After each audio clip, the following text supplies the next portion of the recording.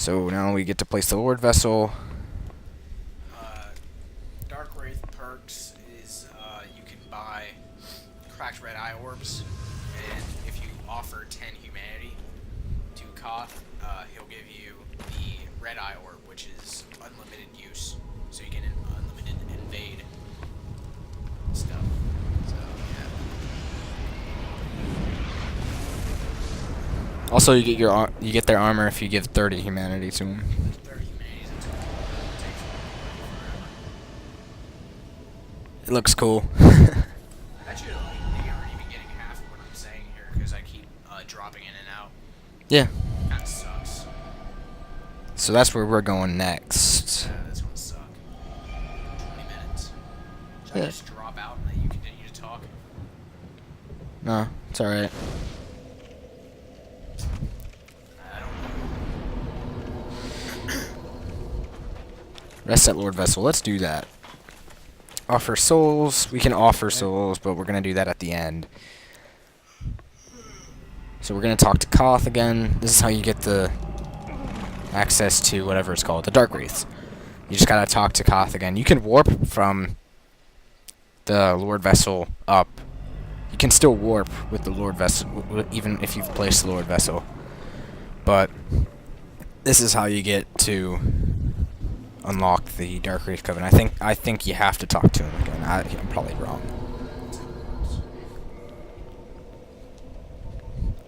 Cool.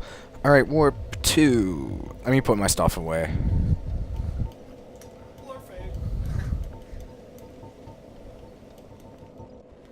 Yes, we're going to warp to Firelink, and we're going to go through the catacombs, which is why we need a divine weapon. Now, you can either farm for the Silver Knight Spears and level the Silver Knight Spear up to +5. It does divine damage, so pretty much you get more damage to the skeletons in the catacombs, and they don't respawn until you rest at a bonfire, that is. They'll like continue to reform their bodies. But yeah, the Silver Knight Spear, it does a lot of damage, actually. It does 244, which is, look, barely less than the Black Knight Halberd. But the Black Knight Halberd is just base, and it weighs way less, so this is supplementable. What's cool is you can poke with without using it. So you come over here, Framp will be like, "You damn fool." Yeah, whatever.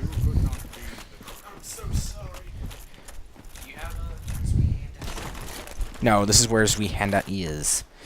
Zweihander is German for two hands, which is what usually you need to wield it. You can wield it one-handed, however, it's an ultra great sword, so it swings really slow, and it's got a very high strength requirement anyway, so.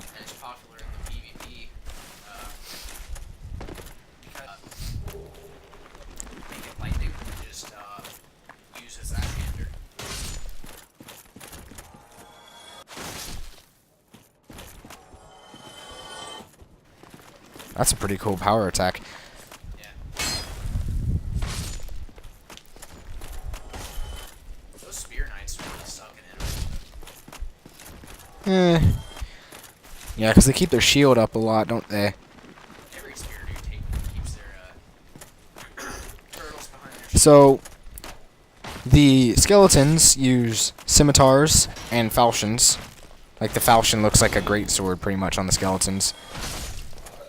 And this giant skeleton up here is just like using the giant version of the falcon. You can get them both to drop. Whoa.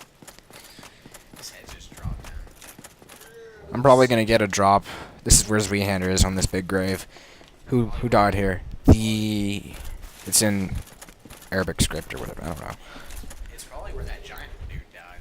This is binoculars, but the giant skeleton dude's using a falchion. Yeah, I know. So, Maybe he's protecting you. why would the skeleton be protecting the grave that he should be buried in? Exactly. Maybe he's testing. He's like, are you worthy to wield my... Also, you cannot buff the Silver Knight Spear, but you can buff the Silver Knight Sword. The Silver Knight Sword, however, does not do divine damage, so... It's kind of... You don't really actually need a divine weapon. It's just yeah, so that way you don't get, so that way you don't kill an enemy, then move on, and then they come up behind you. And I think they can backstab. Hey, yeah, they can parry and riposte. I'm gonna say they can backstab. I would say that too. So we can drop down here. You don't really need to use the ladder. It's actually really dark in here. It's gonna get darker. Oh wait, yeah, well, actually. Use the loot. Use me.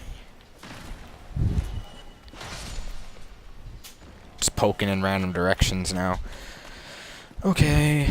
Now, you only really need... You can run past all the skeletons, and you can run to kill the necromancers that are causing the skeletons to become alive. The skeletons will be alive whether or not you kill them or not, but the necromancer, which is one of these dudes, the necromancer is causing them to respawn if you have not hit them with a divine weapon, that is. So this is our first bonfire. I'm not going to kindle it because I have 9 flasks. I'm fine.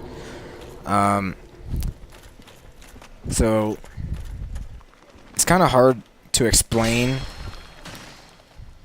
Like, I know I was a little confused about it when I watched somebody play through the catacombs. It's like, you got to use a divine weapon so that way they don't respawn. I'm like, can you just run through and kill everything and they won't respawn? Because he didn't say like anything about bonfires. But if you rest at a bonfire, they will come back. As usual, every enemy in this game will come back. But the only time you only really need a divine weapon if you plan on just like taking your time through here. You can just run past and kill the necromancers.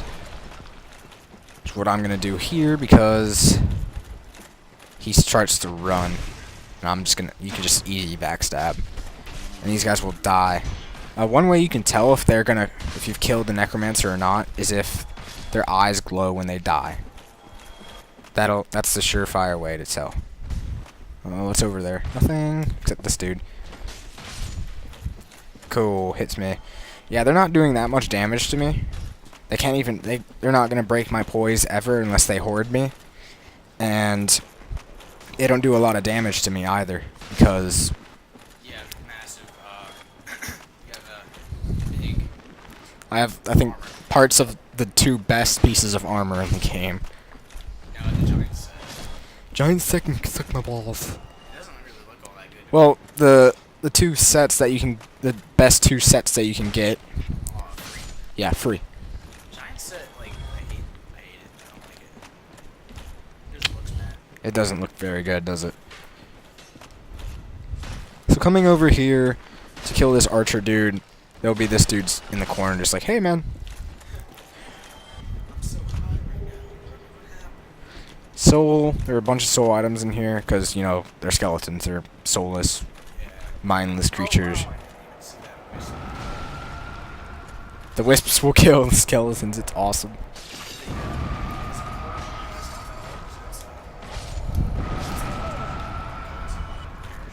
I don't know. Whoa. He can get up. No. This dude's getting up. Yeah. Now he's dead. Now he's going down. So, actually, one thing I forgot to say. When you place, you notice the clerics near where Petrus is. I like looked at him earlier. Once you place the Lord Vessel, they disappear, and this is where they come. They're on a mission to the catacombs. You find them in the Tomb of the Giants, which is through the catacombs. So you just have to go through the catacombs to find them. And they've got a little quest line thing there. They're just like, hey man. And